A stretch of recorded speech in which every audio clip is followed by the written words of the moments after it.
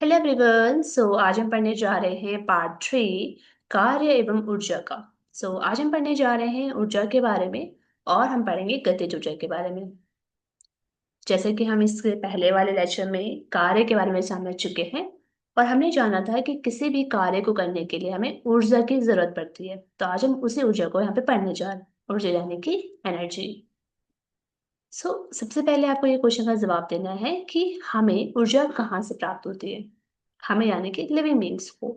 हम ये स्टार्टिंग में ही वैसे देख चुके थे कि हमें ऊर्जा भोजन से प्राप्त होती है, लेकिन भोजन के अलावा हमें ऊर्जा कहाँ से प्राप्त होती है? और द आंसर इज सूर्य। ठीक है, हम सभी जानते हैं कि सूर्य ऊर्जा का एक बहुत बड़ा स्रोत होता है, बहुत बड़ा सोर्स होता है, राइट। इसके अलावा हमें ऊर्जा के बहुत सारे अलग अलग स्रोत भी होते हैं हमारे पास, जैसे हमें परमाणु के नाभिक से, है ना, मिलती है, जिसे हम न्यूक्लियर एनर्जी कहते हैं। पृथ्वी के आंतरिक भागों से भी हमें एनर्जी मिलती है। ठीक है, जिसे भूतापीय एनर्जी कहते हैं। एक होती है हमारे ज्वार भाटा, ये ज्वार भाटा आते हैं समुद्र में, वहां से भी हमें एनर्जी मिलती है। तो ये सारी जो एनर्जी होती है, वो एनर्जी कुछ ना कुछ कार्य करती है। ठीक है, अगर आप इसे ज्योग्राफी में पढ़ते हैं, जब ज्वार भाटे आते हैं समुद्र में, तो उसकी वजह से कितना डिस्ट्रक्शन होता है, कितना विनाश होता है समुद्र के तट में, राइट। क्यों? क्योंकि वो जो ज्वार भाटा होते हैं, उसकी अपनी एनर्जी होती है, और उस एनर्जी का यूज करके वो बहुत सारे कार्य कर देता है। उसी में से एक कार्य होता है डिस्ट्रक्शन, विनाश करना, राइट। तो हमें देखते हैं, और हम डिटेल में समझे ऊर्जा को, तो हमें देखते हैं कि एक तीव्र वेग से गतिशील जो क्रिकेट की गेंद होती है, बहुत फास्ट स्पीड से, अगर आप क्रिकेट की जो गेंद होती है या किसी भी गेंद को आप फेंकेंगे, तो वो क्या होगा? और आप उस गेंद से किसी, जब मान लो विकेट विकेट को वो विकेट से टकराएगी जब वो गेंद, तो आप देखेंगे विकेट जो है दूर जा गिरते हैं, राइट। यानी जैसे ही आपने क्रिकेट की बॉल मारी बहुत तेज स्पीड से, तो विकेट जो है दूर जा गिरते हैं, और बहुत दूर वो जा गिरेंगे। लेकिन अगर आप इसको बहुत पास से विकेट में मारोगे गेंद को, तो वो थोड़ा ही दूर में गिरते हैं, है ना। इसके अलावा एक और एग्जांपल ये होता है कि आपके पास एक हथौड़ा है, राइट।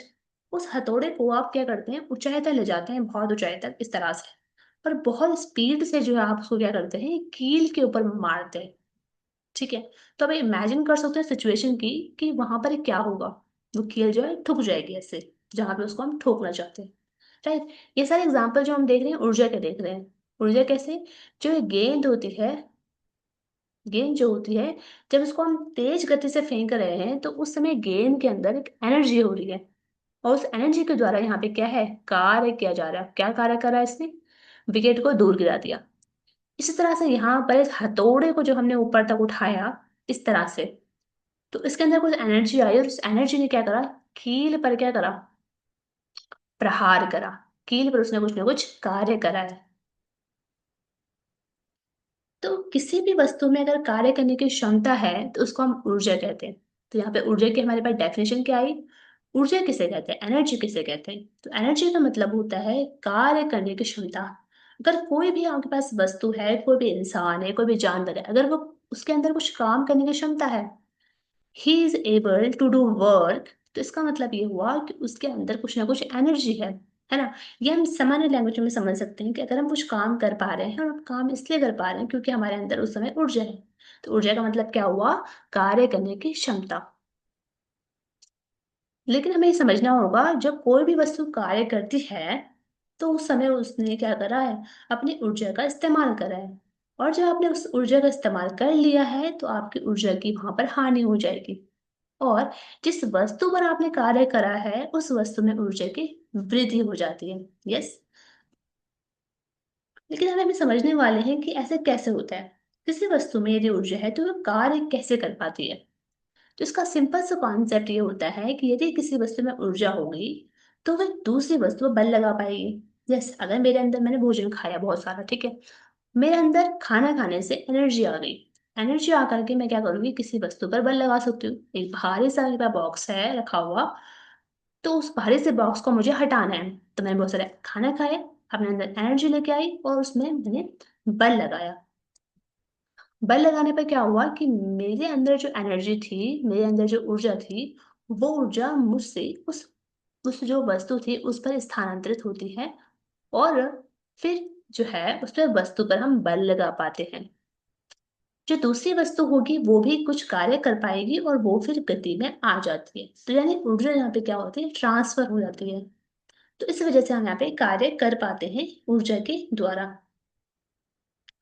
इस प्रकार से हमने ये समझा कि किसी वस्तु में निहित ऊर्जा को उसके कार्य करने की क्षमता से मापा जाता है। यानी कि अगर हमें ये देखना है कि किसी भी वस्तु में कितनी ऊर्जा है, तो हम ये देख सकते हैं कि वो वस्तु कितना कार्य कर पा रही है। उसके अंदर कितने कार्य करने की क्षमता है, उसी को हम ऊर्जा कहते हैं। ठीक है। तो इसलिए जो ऊर्जा का मात्रक वही होता है जो कार्य का होता है। हम जानते हैं कार्य का मात्रक क्या होता है। कार्य का मात्रक जूल होता है। और क्योंकि ऊर्जा जो होती है वो कार्य करने की क्षमता को कहते हैं, इसलिए ऊर्जा का मात्रा क्या हो जाएगा, ऑफ कोर्स जूल। तो ऊर्जा का मात्रा भी क्या हो जाएगा, जूल। एक जूल जो होता है वो 10,000 जूल के बराबर होता है, ये आपको याद रखना है। ओके। तो अभी हमने यहाँ पे ऊर्जा समझ ली। ऊर्जा किसे कहते हैं। जिस तरह से हमने कार्य समझा था और कार्य के बहुत सारे प्रकार देखे थे, इसी प्रकार से ऊर्जा के भी कुछ प्रकार होते हैं, या यूं कहे कि ऊर्जा के कुछ रूप होते हैं। पहली ऊर्जा होती है हमारे पास स्थितिज ऊर्जा, जिसे हम पोटेंशियल एनर्जी भी कहते हैं। एक होती है हमारे पास गतिज ऊर्जा, जिसे हम काइनेटिक एनर्जी कहते हैं। ऊष्मीय ऊर्जा, रासायनिक ऊर्जा, विद्युत ऊर्जा और प्रकाश ऊर्जा भी अलग अलग प्रकार की ऊर्जा होती है। इसके अलावा भी बहुत सारे ऊर्जा के प्रकार होते हैं। सौर ऊर्जा, ज्वारीय ऊर्जा, भूतापीय ऊर्जा। आप देखेंगे कि बहुत सारे ऊर्जा के प्रकार होते हैं।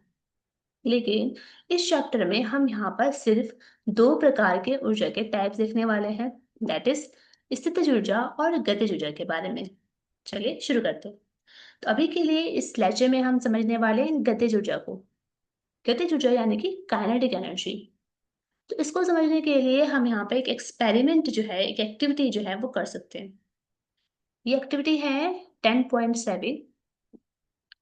तो आप देख सकते हैं आपकी बुक में 10.7 क्रियाकलाप दे रखा है। ये क्रियाकलाप को आप और अच्छे से समझने के लिए इस वीडियो लिंक पे क्लिक करके यहाँ पे इसको देख सकते हैं। मैं आपको समझा देती हूँ कि इसमें हमें करना है क्या है। इसमें हमें ये करना है कि एक टेबल है, टेबल के ऊपर एक ट्रॉली रखी गई है, ट्रॉली के आगे हमने यहाँ पे ट्रॉली को जो है एक रस्सी यहाँ पे है, और रस्सी पर यहाँ पे एक लटका रखा है हमने पेन। यहाँ पर जो चीज आपको लटकी हुई दिखाई दे रही है, इसके ऊपर हम कुछ वेट रखते हैं। ठीक है। लेकिन उससे पहले हमें ट्रॉली के आगे एक ईंट रखनी है। ठीक है। एक ईंट होती है, मतलब ईंट नहीं, मतलब हमें कोई हल्का सा कोई लकड़ी का हम बॉक्स रख सकते हैं इसके आगे। ठीक है। कोई वस्तु रख सकते हैं कोई भी। तो हमने कोई वस्तु यहाँ पे रखी है, एक ही वस्तु है। ठीक है। यहाँ पे रखी है हमने। ओके। और यहाँ पे जो हमारे पास पैन रखा गया है एक, उसके ऊपर हम कुछ वेट रखते हैं। पहले हम एक छोटा वेट रखेंगे, मान लो हम m द्रव्यमान का एक छोटा सा वेट रखेंगे, इतना छोटा सा। ठीक है।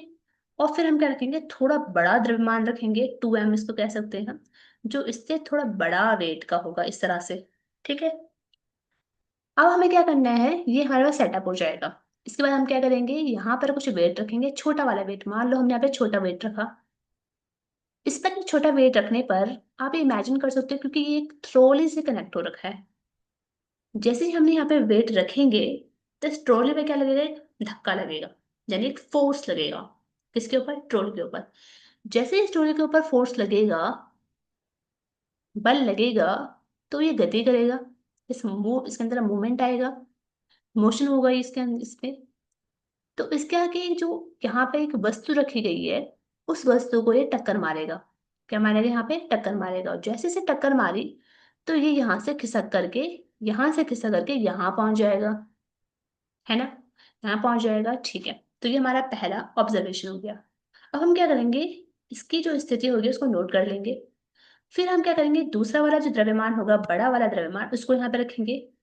उसको यहाँ पे रखने पर हम क्या करेंगे, दोबारा से इस पर क्या होगा, ये टक्कर मारेगा इसको।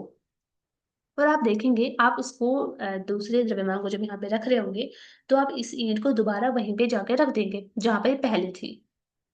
और आप देखेंगे यहाँ पर इसके द्वारा कितनी गति मारी गई, इस पे कितना बल लगाया गया, और बल लगाने पर ये जो हमारे पास ये था, वो कितनी दूरी तक गया है। ठीक है। सो आप यहाँ पे ऑब्जर्व करेंगे कि जो छोटा वाला द्रव्यमान था, उसके द्वारा जो ये बल लगाया गया, और बल लगाने पर इसमें जो विस्थापन हुआ, वो थोड़ी ही दूरी पर था। जबकि जब आपने बड़ा द्रव्यमान इसके ऊपर रखा, तो उसका विस्थापन थोड़ा दूर तक गया हो। ठीक है। तो हम इस एक्सपेरिमेंट से क्या समझते हैं? हम इस एक्सपेरिमेंट से ये समझते हैं कि यहाँ पे ट्रॉली जो है, जिस पर जब गति होती है, तो गति के कारण उसके अंदर कुछ ऊर्जा आ जाती है, ठीक है? और उस ऊर्जा की वजह से वो उसको टक्कर मार पाती है किसी भी वस्तु को। और टक्कर मारने के बाद उसमें क्या होता है, उसमें कुछ कार्य होता है, उसमें कुछ विस्थापन हो जाता है, राइट? यानी कि हमने ये समझा कोई भी चलती हुई वस्तु क्या कर सकती है, कार्य कर सकती है, क्योंकि उसके अंदर ऊर्जा जो है वो आ जाती है। और हमने सेकंड हमने ये समझा कि तेज चलती हुई जो वस्तु होगी वो अपने सदृश अपेक्षाकृत धीमी चलती हुई वस्तु से अधिक कार्य करेगी। ओके, सिंपल सा आपको क्या समझना है यहाँ पे कि कोई भी वस्तु को आप गति कराएंगे तो वो कुछ ना कुछ काम करेगी। ऑफ कोर्स कुछ ना कुछ काम करेगी। आपने गेंद ली और बहुत तेज से फेंकी, तो बहुत तेज से फेंक के किसी वस्तु को टक्कर मार सकती है ना? मतलब कुछ ना कुछ कार्य कर सकती है। दूसरा केस, आप एक बॉल को धीरे से फेंकेंगे तो वो कुछ काम करेगी। एक बॉल को आप बहुत तेज से फेंकेंगे तो वो कुछ काम करेगी। तो आप क्लियरली यहाँ पे देख सकते हैं कि जो पास से फेंकी गई जो गेंद होगी वो थोड़ा कम कार्य करेगी, जो दूर से फेंकी गई गेंद होगी वो ज्यादा काम करेगी। तो इस एक्सपेरिमेंट से हमें यही निष्कर्ष हमें यहाँ पे निकल कर आता है। हम और भी एग्जाम्पल यहाँ पे दे सकते हैं अपने चारों ओर कि एक बहती हुई जो हवा होती है वो किसी पंखुड़ी को हिला सकती है, राइट? इसके अलावा गोली, जो बंदूक से गोली चलती है, वो अपने लक्ष्य को भेज सकती है। ये इसलिए हो पाता है क्योंकि गतिशील वस्तु में ऊर्जा होती है। कोई भी वस्तु जब गति करेगी तो उसके अंदर एक एनर्जी आ जाती है। यानी कि किसी भी वस्तु में उसकी गति के कारण निहित ऊर्जा जो होती है उसे हम गतिज ऊर्जा कहते हैं। किसी वस्तु की गतिज ऊर्जा उसकी चाल के साथ बढ़ती जाती है, ठीक है? तो यहाँ तक हमने समझ लिया है कि गतिज ऊर्जा किसे कहते हैं और गतिज ऊर्जा जो होती है वो किसी भी वस्तु की चाल के साथ कैसे बढ़ती है। अगर किसी वस्तु की चाल ज्यादा है तो उसकी गतिज ऊर्जा भी ज्यादा होगी, कम है तो उसकी गतिज ऊर्जा भी कम होगी। अब हम गतिज ऊर्जा को कुछ एक मैथमेटिक टर्म्स में समझते हैं, गणितीय रूप में समझते हैं कि हम कैसे इसको रिप्रेजेंट करते हैं। मान लेते हैं हमारे पास एक m द्रव्यमान की वस्तु है जिसे हम u वेग से गति करवा रहे हैं। उस पर एक बल लगाए जाते हैं उस वस्तु पर और बल लगाने पर उसमें विस्थापन होगा और विस्थापन होने पर वो क्या हो जाएगी, विस्थापित हो जाएगी।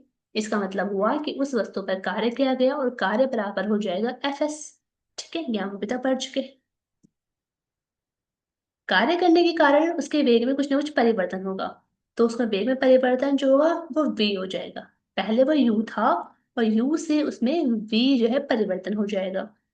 वेग में परिवर्तन होता है तो क्या होता है, वेग में परिवर्तन से त्वरण उत्पन्न होता है जिसे हम स्मॉल a कह सकते हैं। तो यहाँ से हम एक समीकरण जानते हैं, गति के द्वितीय समीकरण, that is v square minus u square is equal to 2as होता है। यहाँ से हम s की वैल्यू निकाल सकते हैं, तो s बराबर आ जाएगा v square minus u square point 2a। विस्थापन हम जानते हैं कि वर्क बराबर क्या होता है, कार्य बराबर होता है हमारे पास F A, sorry F dot S. ठीक है, हमें जानते हैं कि बल बराबर होता है एम ए, तो हम यहाँ पे बल की जगह पर एम ए रख देंगे और एस की जगह पर जो अभी अभी हमने ऊपर निकाला है उसको रख देंगे। यहाँ पे आप देखेंगे कि इस ए से ये वाला ए यहाँ से कैंसिल हो जाएगा, तो हमारे पास वर्क बराबर आ जाएगा half M V square minus U square. इसको हम कुछ इस तरह से दे सकते हैं। मान लो हमारे पास वस्तु जो है वो इनिशियल पोजीशन पर विराम अवस्था में थी। विराम अवस्था का मतलब होता है वो रेस्ट में थी। जब वो रेस्ट में थी इसका मतलब उसका u जो था प्रारंभिक वेग वो 0 था। उस केस में w बराबर हो जाएगा हाफ एम बी स्क्वायर। आप u की जगह यहाँ पे क्या रख दोगे, 0 रख दोगे। तो जो आपके पास ये जो फॉर्मूला निकल कर आया है ये होता है काइनेटिक एनर्जी यानी गतिज ऊर्जा का फॉर्मूला। गतिज ऊर्जा बराबर होती है हाफ एम वी स्क्वायर। आप यहाँ से क्लियरली देख सकते हैं कि किसी भी वस्तु पर जो किया गया कार्य होता है वो वस्तु की गतिज ऊर्जा में परिवर्तन के बराबर होता है। तो यहाँ पे हमने ये प्रूफ करा कि वस्तु पर किया गया कार्य उसकी गतिज ऊर्जा में परिवर्तन के बराबर होता है। यहाँ पे हम देख सकते हैं कि अनद्रव्यमान की जो और एक समान v वेग से गतिशील वस्तु की गतिज ऊर्जा का जो मान हो जाएगा वो होता है हाफ mv²। ठीक है, तो ये हमने आज पढ़ा गतिज ऊर्जा के बारे में। अब हम रिव्यू देखते हैं कि किसी भी वस्तु में कार्य करने की क्षमता को हम ऊर्जा कहते हैं। ठीक है, तो हमने देखा ऊर्जा किसे कहते हैं कि किसी भी वस्तु में जो कार्य करने की क्षमता होती है उसको हम ऊर्जा कहते हैं। हमने देखा कि किसी भी वस्तु में अगर गति के कारण ऊर्जा हो रही है तो उसे हम गतिज ऊर्जा कहते हैं। किसी भी वस्तु पर किया गया कार्य गतिज ऊर्जा में परिवर्तन के बराबर होता है। सो आज के लिए इतना ही। अब हम नेक्स्ट जो हमारा लेक्चर होगा उसमें हम इससे जुड़े हुए कुछ एग्जांपल्स को डिस्कस करेंगे। तब तक के लिए थैंक यू।